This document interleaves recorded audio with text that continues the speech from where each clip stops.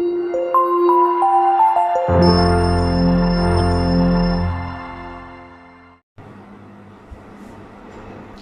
alaikum, dear students.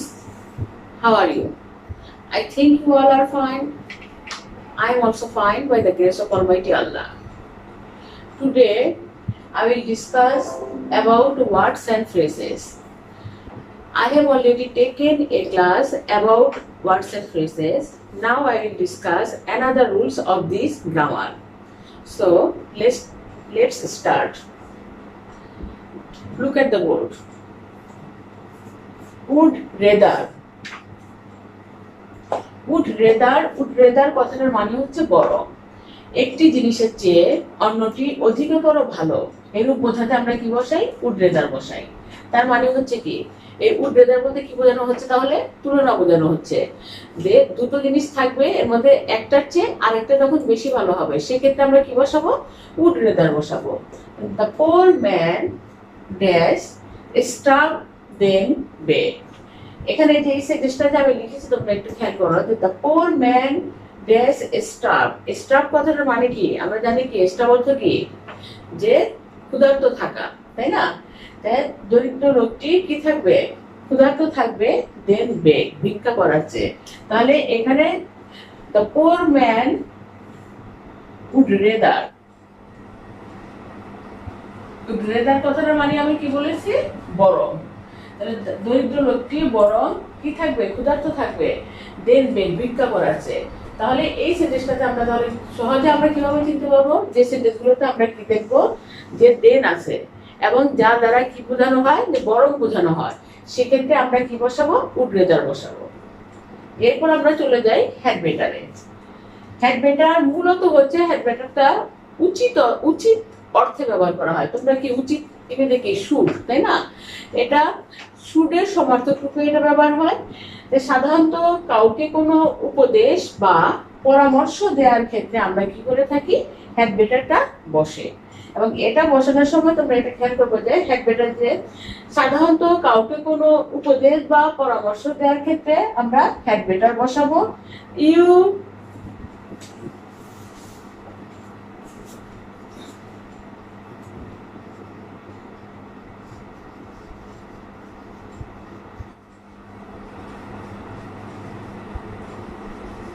You dash tell her everything. তাহলে এই সেন্টেন্সটাতে কি বলা হয়েছে? আমি যেটা বলেছি হ্যাড বেটার অর্থ কি? যে তাকে সবকিছু বলে দেয়া তোমার উচিত, বা এখানে কি বলেছে? যে তোমাকে কেউ একজন পরামর্শ দিয়েছে, তাহলে সেক্ষেত্রে আমরা কি লিখবো? You had better tell her everything.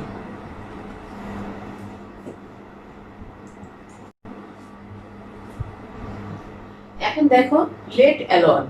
Let alone কথাটার অর্থ হচ্ছে গিয়ে ভাবাই যায় না বা চিন্তাই করা যায় না এমন। তার মানে যখন নাকি আমরা দেখবো কোন একটা সেন্টেন্সে যে ভাবাই যায় না বা চিন্তাই করা যায় না এমন অর্থ প্রকাশ করে, সেক্ষেত্রে আমরা কি করবো? লেট অ্যালোন বসাবো। লেট অ্যালোনের স্ট্রাকচারটা হচ্ছে প্রথম হচ্ছে সাবজেক্ট, এরপর হচ্ছে ভার্ব, তারপর অবজেক্ট, এরপরে একটা কমা থাকবে, কমার পর হচ্ছে লেট অ্যালোন, এরপরে নাউন। আমি এখানে একটা এক্সাম্পল দিয়েছি, he can not get C grade in the exam, comma dash GPA 5. And he cannot get C grade in the exam. সে কি পায় না? পরীক্ষায় সি গ্রেড পায় না। অর্থাৎ কি হবে? ভাবাই যায় না বা চিন্তাই করা যায় না। তার মানে লেট অ্যালোন, ভাবাই যায় না বা চিন্তাই করা যায় না, GPA 5। তাহলে কি সে কি পাচ্ছে না? যে যেখানে সে সি গ্রেড পায় না, সেখানে আমরা ভাবতেই পারি না বা চিন্তাই করতে পারি না তার সম্পর্কে সে GPA 5 পাবে। আমি আরেকটা এক্সাম্পল এখানে যেটা লিখেছি, the old man can not stand dash walk. The old man, বৃদ্ধ লোকটি কি করতে পারে না? স্ট্যান্ড, দাঁড়াতে পারে না। লেট অ্যালোন ওয়াক, ভাবাই যায় না বা চিন্তাই করা যায় না যে সে কি করতে পারবে? হাঁটতে পারবে। এরকম আরো অনেক অনেক শব্দ আমরা এরকম, অনেক সেন্টেন্স আমরা এরকম দেখবো। যখন আমরা প্র্যাকটিস করব তখন আমরা এগুলো দেখবো। দেখা যাচ্ছে প্রায় প্রত্যেকটা বোর্ডে এই যে গ্রামার যেগুলো আমি তোমাদেরকে করাচ্ছি, যে নিয়মগুলো করাচ্ছি, প্রতিটা বোর্ডে দেখা যাচ্ছে একটা দুটো করে, এগুলো একটা একটা করে প্রতিটা বোর্ডে আসে। তোমরা আমি যেভাবে করাচ্ছি, এই বিশেষ করে যে প্রত্যেকটা ওয়ার্ডস এন্ড ফ্রেজের যে বাংলাগুলো আছে এটা অবশ্যই মাথায় রাখবা। এটা যদি বুঝতে পারো তাহলে দেখা যাচ্ছে যে ওটা যদি মনে থাকে তাহলে দেখে যে এটা করা খুবই সহজ। এখন দেখো অ্যাজিভ বা অ্যাজ দো। অ্যাজিভ বা অ্যাজ দো কথাটার মানে হচ্ছে গিয়ে যেন। এটা করতে গেলে আমাদেরকে যে জিনিসটা খেয়াল করতে হবে, দেখো যে দুটো ক্লোজ থাকবে। প্রথম ক্লোজটি যদি প্রেজেন্ট টেন্স হয় তাহলে পরবর্তী ক্লোজটি আমার যদি পাস্ট ফর্ম হয়। প্রথম ক্লোজটি প্রেজেন্ট টেন্স, পরবর্তী ক্লোজটি পাস্ট টেন্স যদি হয় সেক্ষেত্রে আমরা কি বসাবো? অ্যাজিভ অথবা অ্যাজ দো। আমি কথাটা আরেকবার বলছি, দুটো ক্লোজ থাকবে। প্রথম ক্লোজটি প্রেজেন্ট টেন্স এবং পরবর্তী ক্লোজটি কি হবে? যে পরবর্তী ক্লোজটি যদি পাস্ট ফর্ম হয় সেক্ষেত্রে আমরা কি বসাবো? অ্যাজিভ অথবা অ্যাজ দো। এখানে আমি যে সেন্টেন্সটা লিখেছি দেখো, he talks dash he knew everything. এই যে সেন্টেন্সটা আমি লিখেছি, এই টক্স হচ্ছে কি তোমার প্রেজেন্ট টেন্স আর পরবর্তী ক্লোজ হচ্ছে কি নিউ। নো এর পাস্ট ফর্ম হচ্ছে কি নিউ। এখানে এই যে নিউটা যে আছে এটা কোন টেন্স? Past tense. তো প্রথমটা হচ্ছে প্রেজেন্ট টেন্স, পরবর্তীটা যদি পাস্ট টেন্স হয় তাহলে এই ক্ষেত্রে আমরা কি বসাবো? অ্যাজ ইফ অথবা অ্যাজ দো। পরের উদাহরণটা আবার দেখো, he talks dash he were a mad. সে কথা বলছে যেন সে একজন পাগল। তো এটাও আমরা কি করবো? প্রথম ক্লোজটা হচ্ছে আমাদের প্রেজেন্ট টেন্স আর পরবর্তীটা হচ্ছে কি আমাদের পাস্ট টেন্স ওয়্যার। তাহলে কি সেক্ষেত্রে আমরা কি বসাবো? অ্যাজ ইফ অথবা অ্যাজ দো। এর পরেরটা দেখো, এটা অ্যাজ ইফ বা অ্যাজ দোর হচ্ছে গিয়ে দুটো রুলস। আর প্রথম ক্লোজটি যদি পাস্ট টেন্স হয় আর পরবর্তী ক্লোজটি যদি পাস্ট পারফেক্ট হয় সেক্ষেত্রেও আমরা কি বসাবো? অ্যাজ ইফ অথবা অ্যাজ দো। তাহলে এখানে যে নিচে হি টকড, টকটা হচ্ছে আমাদের পাস্ট টেন্স এবং পরেরটা হচ্ছে হ্যাড নোন। এই হ্যাড নোনটা হচ্ছে আমাদের পাস্ট পারফেক্ট টেন্স। তাহলে আমরা কি দেখতে পাচ্ছি? প্রথমটা পাস্ট টেন্স, পরবর্তীটা যদি আমাদের পাস্ট পারফেক্ট টেন্স হয় সেক্ষেত্রেও আমরা কি বসাবো? অ্যাজ ইফ অথবা অ্যাজ দো। এই যে তোমাদের এই রুলসটা অ্যাজ ইফ অথবা অ্যাজ দো, এটা তোমাদের রাইট ফর্ম ভার্ব, তারপরে হচ্ছে গিয়ে এই ওয়ার্ডস এন্ড ফ্রেজ এবং আমরা যে তোমাদের কানেক্টরস, সেখানেও দেখা যাচ্ছে যে এই নিয়মটা আছে। তাই এটা খুব ভালো করে আরেকবার খেয়াল করো। আমি আরেকবার মুখে মুখে বলে দিচ্ছি, যদি কোনো সেন্টেন্সে অ্যাজ ইফ অথবা অ্যাজ দো থাকে সেটাকে আমরা কিভাবে করবো? ইন্ডিকেট করবো যে এই সেন্টেন্সটাই অ্যাজ ইফ বা অ্যাজ দো হবে। আমরা খেয়াল করবো যে প্রথম ক্লোজটা কি আছে। আমরা যদি দেখি প্রথম ক্লোজটা প্রেজেন্ট টেন্স এবং পরবর্তী ক্লোজটা কি আছে? Past tense. তখনই আমরা কি করব? সেক্ষেত্রে আমরা অ্যাজ ইফ অথবা অ্যাজ দো বসাবো। এরপরে আবার যদি দেখি যে প্রথম ক্লোজটা পাস্ট টেন্স এবং পরবর্তী ক্লোজটা কি আছে? পাস্ট পারফেক্ট টেন্স, সেক্ষেত্রে আমরা কি করব? অ্যাজ ইফ অথবা অ্যাজ দো বসাবো। এখন দেখো অ্যাজ সুন অ্যাজ হচ্ছে কি কোনো কাজ করতে না করতেই। আমরা এই অ্যাজ সুন অ্যাজ দিয়ে কি বুঝি? পজিটিভ অর্থ বোঝাই, তাই না? যে অ্যাজ সুন অ্যাজ কোনো কাজ করতে না করতে মানে কি? যেতে না যেতে, খেতে না খেতে, পড়তে না পড়তে, ঘুমাতে না ঘুমাতে, এই অর্থে আমরা কি করি? অ্যাজ সুন অ্যাজ বসাই। এটা স্ট্রাকচারটা কিরকম? যে অ্যাজ সুন অ্যাজ যদি প্রথমে হয় তাহলে প্রথমে আমাদের কি লিখতে হবে? অ্যাজ সুন অ্যাজ, এরপরে ফার্স্ট ক্লোজ, মাঝে কমা, সেকেন্ড ক্লোজ। এবং ফার্স্ট ক্লোজে কি থাকবে? সাবজেক্ট থাকবে, ভার্ব থাকবে, অবজেক্ট থাকবে, মাঝে আমরা কমা দিব। এরপর আবার কি থাকবে? সাবজেক্ট থাকবে, ভার্ব থাকবে, অবজেক্ট থাকবে। তাহলে আমি এখানে যে এক্সাম্পল লিখেছি দেখো, dash he saw the teacher comma he ran away. এই সেন্টেন্সটাতে আমরা কি দেখতে পাচ্ছি? এই সাবজেক্ট হচ্ছে কি হি, ভার্ব হচ্ছে কি এই স, অবজেক্ট হচ্ছে দ্য টিচার। এই আমি যে কমাতে লিখেছি, কমাটা হচ্ছে এখানে। এরপরে আবার সাবজেক্ট হচ্ছে হি, ভার্ব হচ্ছে কি র্যান, অবজেক্ট হচ্ছে আমাদের অ্যাওয়ে। তাহলে এই সেন্টেন্সটাতে আমরা কি দেখতে পাচ্ছি? আমরা প্রথমে দেখলাম একটা ড্যাশ আছে, এরপরে সাবজেক্ট আছে, ভার্ব আছে, অবজেক্ট আছে, কমা আছে, আবার সাবজেক্ট, ভার্ব, অবজেক্ট। অতএব এখানে আমরা এটা বুঝতেই পারছি যে as soon as he saw the teacher, যে শিক্ষককে দেখতে না দেখতেই সে কি করলো? he ran away, সে কি করলো? দৌড়ে পালিয়ে গেল। এরপরে as soon as যদি মাঝে হয়, এটা হচ্ছে as soon as প্রথমে, আর as soon as যদি মাঝে হয় সেক্ষেত্রে কি করতে হয়? প্রথমে ফার্স্ট ক্লোজটা লিখতে হবে, মাঝে as soon as লিখতে হবে, তারপরে সেকেন্ড ক্লোজটা লিখতে হবে। এটাতে আর কোনো কমা বসবে না। তাহলে প্রথমে তাহলে ফার্স্ট ক্লোজ যে ঠিক ওটার মতোই, যে সাবজেক্ট থাকবে, ভার্ব থাকবে, অবজেক্ট থাকবে, তারপরে মাঝে থাকবে as soon as, আবার কি থাকবে? সাবজেক্ট থাকবে, ভার্ব থাকবে, অবজেক্ট থাকবে। The criminal fled away as soon as the policeman found him. Criminal কি করেছিল? fled away, পালিয়ে গিয়েছিল। যে as soon as the policeman following him, যখনই পুলিশ কি করলো, যে তাকে অনুসরণ করতে শুরু করলো। তাহলে আমরা এখানে দেখতে পাচ্ছি কি as soon as এর ক্ষেত্রে আমরা যে দুটো নিয়ম, একটা হচ্ছে as soon as প্রথমে বসতে পারে, আরেকটা হচ্ছে মাঝে বসতে পারে। যদি as soon as প্রথমে বসে তাহলে আমাদের প্রথমে কি থাকবে, সেটা প্রথম অংশটুকু গ্যাপ থাকবে, তারপরে সাবজেক্ট থাকবে, ভার্ব থাকবে, অবজেক্ট থাকবে, মাঝে কমা থাকবে, আবার সাবজেক্ট থাকবে, ভার্ব থাকবে, অবজেক্ট থাকবে। আর যদি as soon as টা মাঝে হয় তাহলে প্রথমে কি থাকবে, সাবজেক্ট থাকবে, ভার্ব থাকবে, অবজেক্ট থাকবে, মাঝে হবে as soon as, তারপর আবার subject, verb, object. What if, what if হচ্ছে কি, অর্থটা কি দাঁড়াচ্ছে এখানে, কি ঘটবে যদি অথবা কেমন হবে যদি। হোয়াট ইফ, কি ঘটবে যদি অথবা কেমন হবে যদি।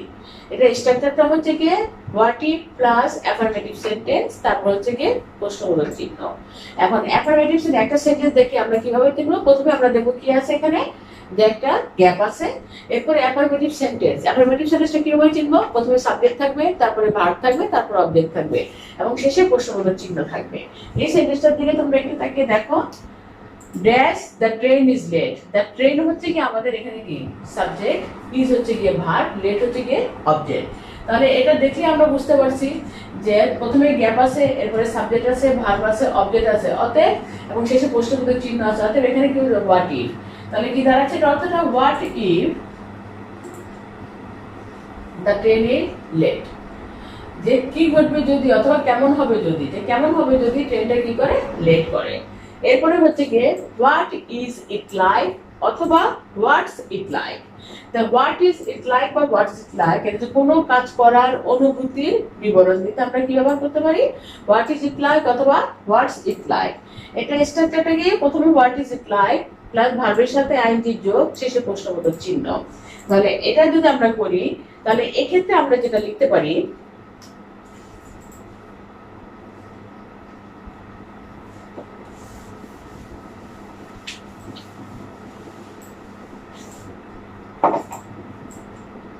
ড্যাশ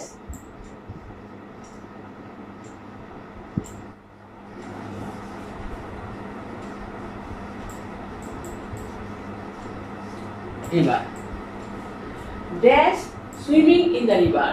আমার স্ট্রাকচারে কি বলেছে যে যদি আমরা হোয়াট ইজ ইট লাইক সেক্ষেত্রে বসাবো, যেখানে ড্যাশ দেখবো, ভার্বের সাথে আইএনজি দেখবো, শেষে প্রশ্নবোধক চিহ্ন দেখবো। তাহলে এক্ষেত্রে আমাদের কি হচ্ছে, সেটা হচ্ছে যে কোনো কাজ করার অনুভূতির বিবরণ দিতে, dash swimming in the river. তাহলে এখানে যদি আমরা লিখি what is it like swimming in the river, তা আমাদের মিলে যাচ্ছে যেহেতু এখানে ভার্বের সাথে আইএনজি যোগ আছে, তাই না? ঠিক হোয়াট ইজ ইট লাইক, আর এর সাথে আরেকটা হচ্ছে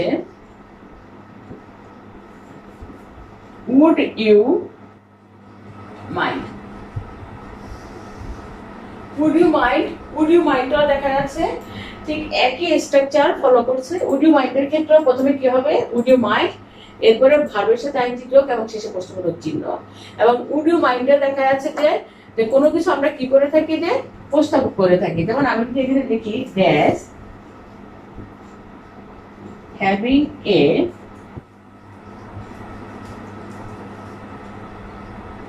কাপ অফ টি, আমরা এক্ষেত্রে লিখতে পারি কি would you mind having a cup of tea, তুমি কি কোনো কিছু মনে করবে যে এক কাপ চা খেতে। যে এখানে যে would you mind কথাটা আছে, এটার পরও কিন্তু আমাদের কি ভার্বের সাথে আইএনজি এবং প্রশ্নবোধক চিহ্ন থাকবে।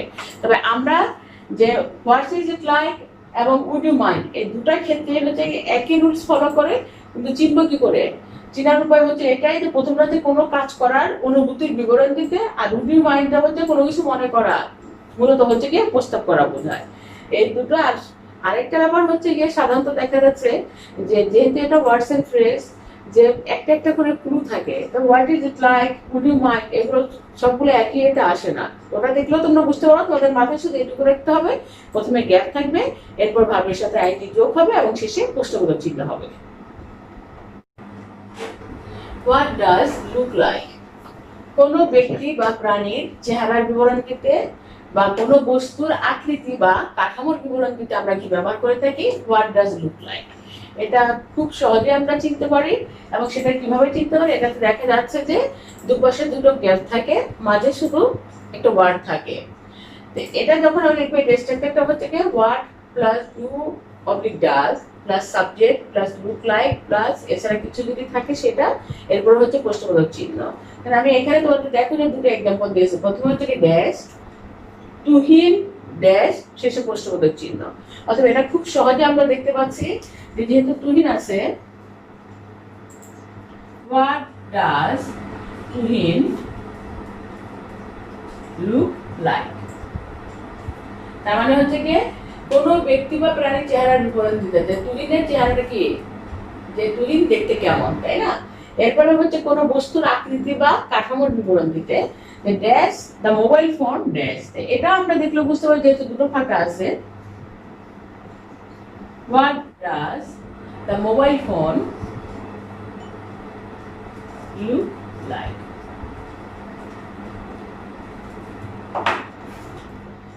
আজকে আমি যে গ্রামারের রুলস গুলো পড়ালাম প্লাস গত ক্লাসেও আমি তোমাদের হোয়াটসঅ্যাপ ফেসবুক করে কিছু রুলস করিয়েছি, এগুলো ভালো করে বাসায় দেখবে এবং প্র্যাকটিস করবে। নিয়মিত গ্রামার প্র্যাকটিস করবে, কারণ নিয়মিত যদি গ্রামার প্র্যাকটিস না করো তাহলে দেখা যাচ্ছে যে তোমরা ভুলে যাবে। আশা করি সবাই বুঝতে পেরেছো। এটার আরো কিছু রুলস আছে, রুলস গুলো আমি আরেকটা ক্লাস করাবো, তারপর আমরা সরাসরি একটা প্র্যাকটিসে চলে যাবো। এখানে আমি একটা করে দেখিয়ে দিব, বোর্ডে তোমাদেরকে একটা করে দেখিয়ে দিব, যেন তোমাদের বুঝতে আরো বেশি সুবিধা হয় এবং খুব সহজে বুঝতে পারো। থ্যাংকস।